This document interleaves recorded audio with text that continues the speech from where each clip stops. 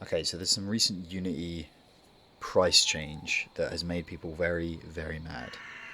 Whether Unity's decision is good or bad is not really what I want to talk about because it doesn't really matter. This video is really about what people need to do about the change.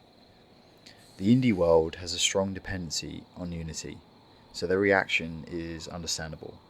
However, it's getting to the point where it's unclear whether people are mad at Unity or they're just mad that they made a really bad bet.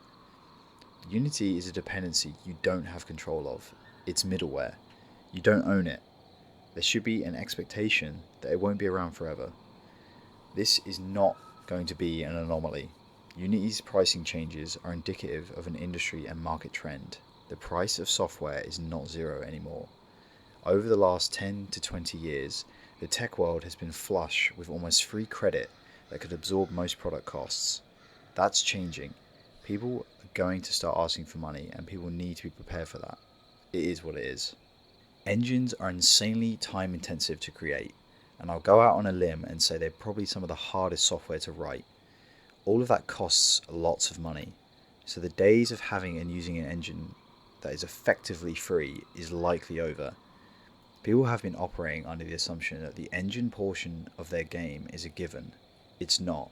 This is a sudden realization for many people, and that is scary.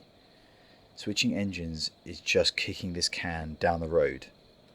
Whatever happens to Unity will happen elsewhere. Even open source is not immune to this. Creating an engine costs money, and that money has to come from somewhere.